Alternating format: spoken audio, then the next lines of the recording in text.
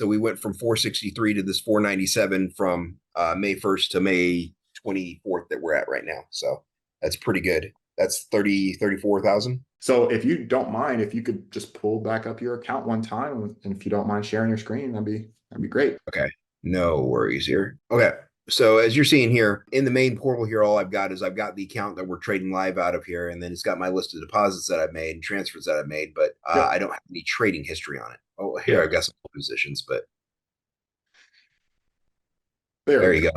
All right. So did you put in a total of 400 or what's the 450. 450? Okay. So, Yep. so then this is just showing the 47K in profit. Is that it or Yeah, for the most part. I mean, that's net though, because I paid out the trader from the 20% from all that too. So that's the net return. okay, I love it. So, and in the last 30 days, how much has your actual account generated for you? Well, obviously in April we did about 13. So we went from 463 to this 497 from May 1st to May 24th that we're at right now. So that's pretty good. That's 34,000 So, in the last 30 days, your account's generated $34,000. in the last 3 weeks. In the last 3 weeks, right? Yeah. Okay. I love That's love that's that. that's May 1 to present. May 1 to present, $34,000. That's excellent. I mean, well, that's excellent in my eyes, but how are you feeling about the results? Listen, we're getting there. Honestly, the returns are really good. So let's not mince anything about that. Fundamentally, we still don't have a single month where we've gone backwards. We've not lost money any month. So that needs to be said, resaid, and praised. So really, that magic number for me is about 35 a month.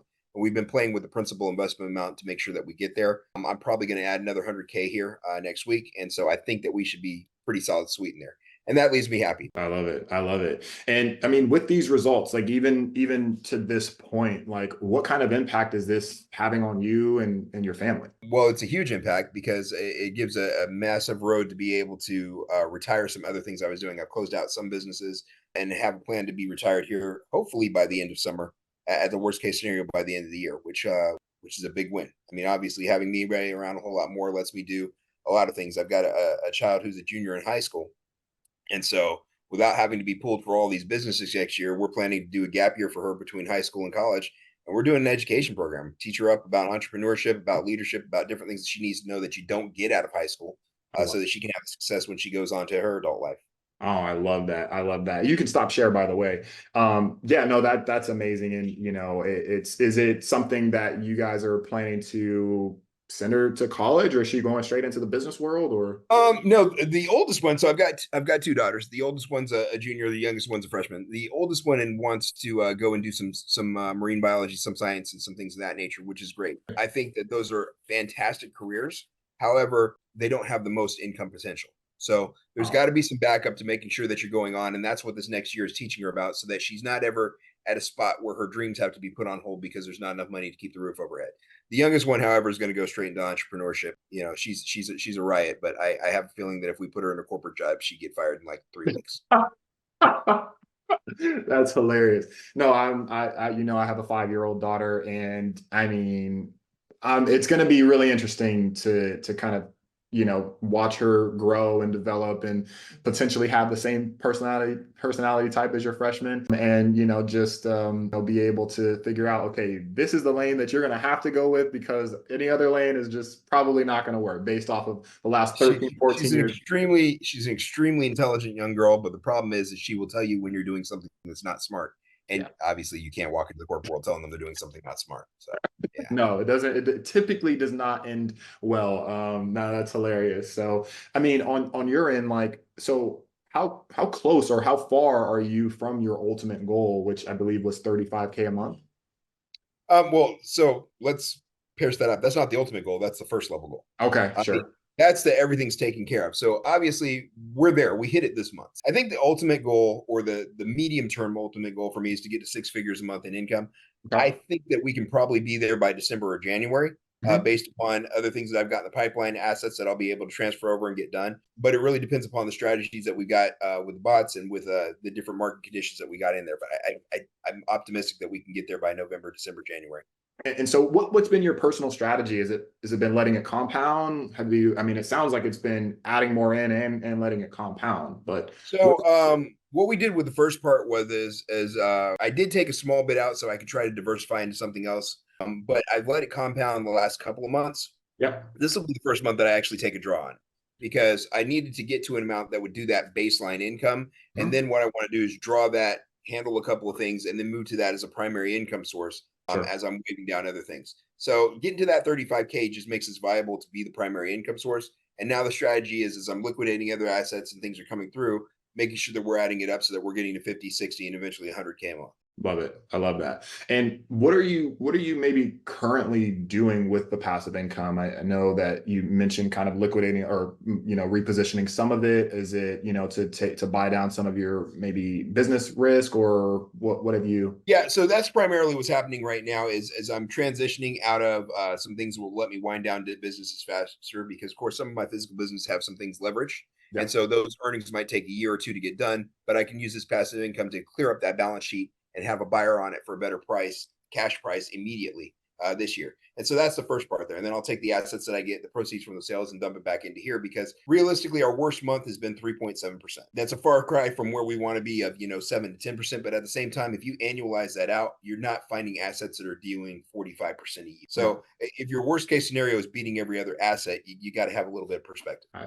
I mean, that's what I like. That I mean, that's the type of perspective that I want all of our clients to have, which for the most part they do. Again, this is why it's just important to have a level of understanding contextually, right? As far as what other opportunities are able to produce consistently. So yeah, I'm glad that you're seeing that. So that's excellent. And then, for this month, one of your accounts trending at pretty much 3 weeks, 3.5 weeks into the month at almost 10% is where we want to be, and so we want to even get you to the net 10%. I mean, that would be ideal, but again, we do have, there's market conditions, there's things I think that pressure is something that we definitely don't want to put on anything. Net 10% is a dream. It would be ideal for everybody because then 350K would get you 35K. You're fine. My goal is let's get to 35K, however much that investment is. yes. And then once that point, we want to compound to a spot to where our worst month, if we have a 3% month, I'm still looking at 35K. So you do the math out. That means that my principal investment's got to be 1.2 or whatever the heck it is. Yeah. That's fine.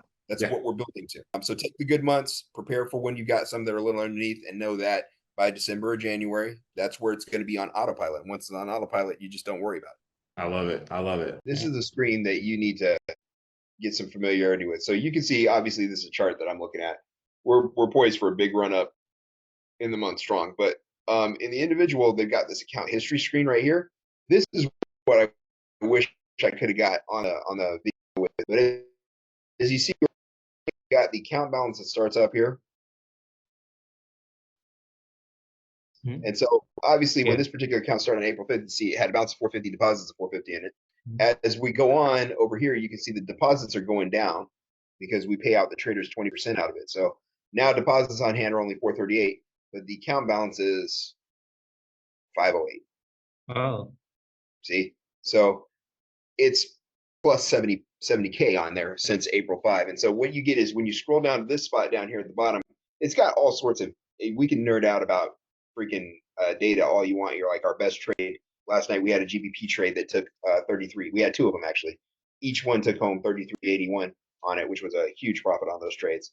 But then you come down here and you can see Ox breaks down your average of what you're doing. So like every single day, this account's doing about $1,600 a day, which is pretty awesome. Every single week, it's doing an average of 77.86, and it's averaging 35K a month. It's only got 2 months, obviously.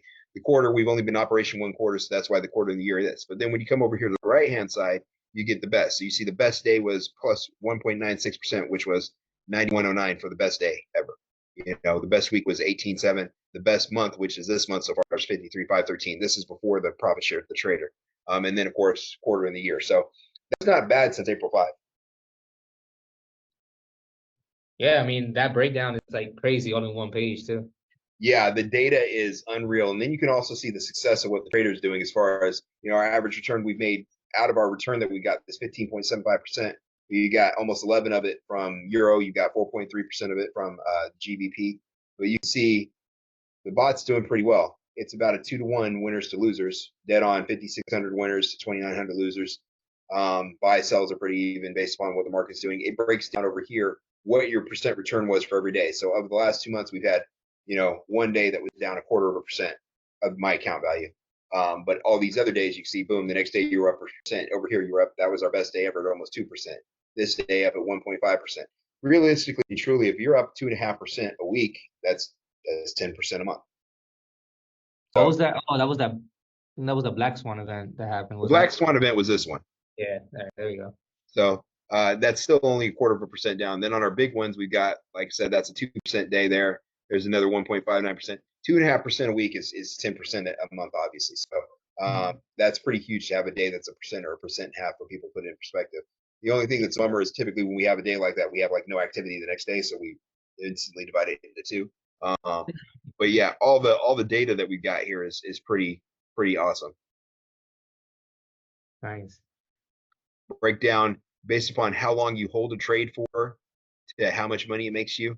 I mean, like this trade was held for 5 days and 4 hours. It's like, wow, you got to be kidding me. GBP trade held for 5 days. It's boom. Or these ones here, those were the two trades from last night. We held it for almost 2 days, made $3,400 each. And what about the rest? Are they just like hours? Well, they're not as much. So what's going as they go up, that's more money, and it goes to the right, that's more time. So that's the hours there. So obviously these trades over here, this is a trade held for 4 days, 5 hours. So what is that? That's 101 hours, 102 hours, made $2,600.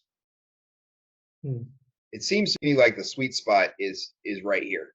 These short-term duration trades that are making 300, $400 a trade. Yeah.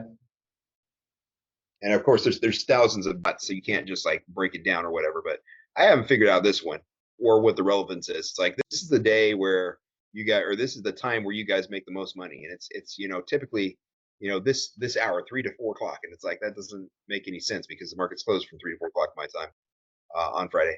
But this is where you lose the most money. This is, I mean, there's so much data here that you can go crazy. I don't know that I subscribe to all that, but the biggest thing is currency pairs we have the most success with.